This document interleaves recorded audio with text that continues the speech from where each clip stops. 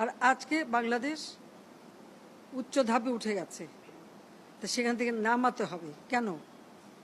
আমার প্রশ্ন সেটাই। জানি না প্রশ্নের জবাব খেয়ে দেবে।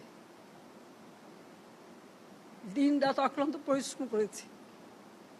এই অ্যালাইনমেন্ট আমি পরিবর্তন করে এমনভাবে করে দিয়েছি যেটা দ্রুত সময় হয়, এবং সেইভাবেই এটা করা হয়েছে। আমি আরও এটা বাড়িয়ে দিয়েছি, মতিঝিল থেকে একেবারে কমলাপুর রেল স্টেশন পর্যন্ত যাবে।